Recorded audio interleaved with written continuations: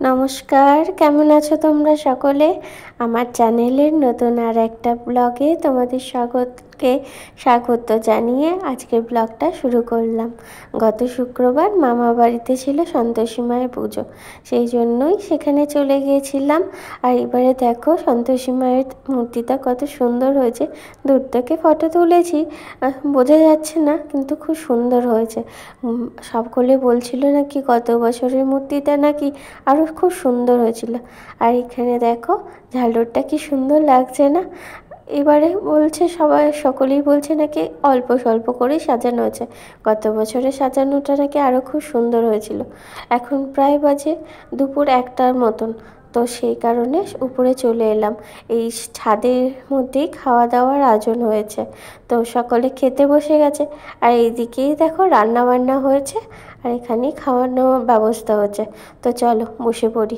এই যে পাশে হলুদ শাড়ি পরে মেয়েটাকে দেখছো, ও হচ্ছে আমার মাসতুতো বোন, মায়ের কাকার মেয়ের মেয়ে। তো ও আর আমি খেতে বসে পড়েছি।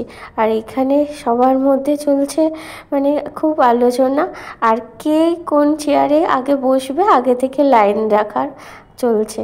তো চলো, আমাদের এখানে খাবার দিয়ে দিয়েছে। মেনুতে ছিল আলু ভাজা, শুক্তো, ডাল, শাকের তরকারি, পায়েস, পাঁপড় ভাজা আর মিষ্টি। তো খেয়ে দিয়ে নিচে চলে এসেছি, এখানে এখন হোম চলছে। আর আমার মা দেখো তার বান্ধবীকে পেয়েছে, তো তার সাথে এখন একটু ফটো দেখা দেখি, কথাবার্তা চলছে। এবার শুরু হলো পুষ্পাঞ্জলি।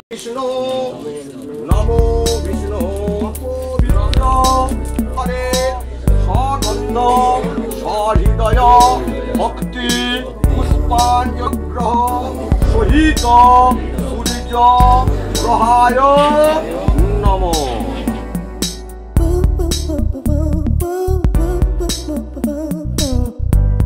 পুষ্পাঞ্জলির পরে আমাদের গুরুদেব অগ্নিকুণ্ডে একটা নারকেল ছিল, সেটাকে দান করে তারপরে শুরু করলেন সন্তোষী মায়ের ব্রতকথা পাঠ করা।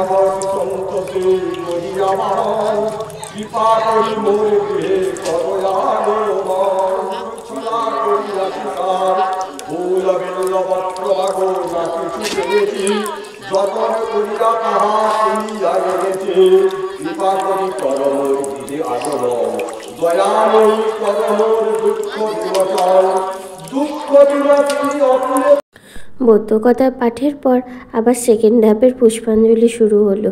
প্রথম ধাপে তোমার 5 বারের মতন পুষ্পাঞ্জলি হয়েছিল, আর সেকেন্ড ধাপে 4 বারের মতন পুষ্পাঞ্জলি হলো।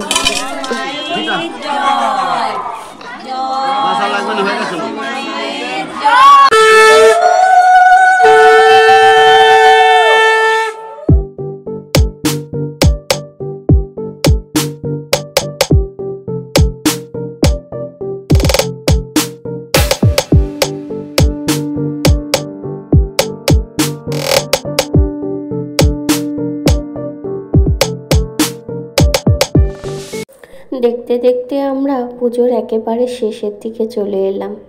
দেখো কিভাবে তাড়াতাড়ি সময়টা কেটে গেল। পুজোটা শুরু হয়েছিল তোমার সকাল 9টার সময়, আর এখন বাজে বিকাল প্রায় 5টা, সাড়ে 5টার মতন। এই কয়েক ঘন্টা কিভাবে কেটে গেল বোঝাই গেল না। পুজোটা দেখতে দেখতে পুজোর মধ্যে এতটাই মুগ্ধ হয়ে গেছিলাম, সময়ের কিছু বুঝতেই পারলাম না। এখন চলছে মাকে শেষ আরতি পালা। এখন ঠাকুর মশাই মাকে আরতি করে সকলের মাথায় চামর ঠেকিয়ে মায়ের আশীর্বাদ আমাদের কাছে পৌঁছে দিলেন। এবার পুজোর শেষে ঠাকুর মশাইয়ের মন্ত্রোচ্চারণের মাধ্যমে শান্তি জল ছিটিয়ে আমাদের পুজো সমাপ্ত করা হলো। এবার সকলে মিলে মায়ের কাছে যে যার মনস্কামনা জানিয়ে আমাদের পুজো সমাপ্ত করে গুড় ছোলা খেয়ে মায়ের উপোস ভঙ্গ করলো। আর এই পুজোর একটা নিয়ম আছে যে যারা যারা মায়ের উপোস করেছে তারা কেউই টক খেতে পারবে না। যাই হোক, এদিকে দেখো মা, মাসি, দিদা, পাড়ার একটা মামি আর আমার মামির মানে নিজের মামির মা মানে আমার দিদা হন, ওনারা সকলে মিলে এখানে গল্পের আসর বসিয়ে দিয়েছে। এই গল্পের আলোচনার বস্তু হলো আমাদের বাবা। যাই হোক, এখান থেকে চলো এবার দেখো এই ছোট্ট দুজন সদস্য, এরা হচ্ছে আমার বোনের মেয়ে। এদের না আমি না মাঝে সাঝে নাম গুলিয়ে ফেলছিলাম, এটা যেহেতু টুইন্স, তো কাউকে বুঝতে পারছিলাম কে না যে কে বড় কে ছোট, তাই আঙুল দিয়ে দেখাচ্ছিলাম, বারবার জিজ্ঞাসা করছিলাম তোদের মধ্যে বড় কে, কে ওই কোনটা তোদের নাম। যাই হোক, আর এই মজা করতে করতেই পুজো বাড়িটা কেটে গেল। পুজোর দিনটা সকাল থেকে কীভাবে যে কেটে গেল বুঝতেই পারলাম না। আর তোমরা অবশ্যই জানিও আমার এই ভিডিওটা কেমন লাগলো। যদি ভালো লেগে থাকে আমার চ্যানেলে একটা লাইক করে যেও।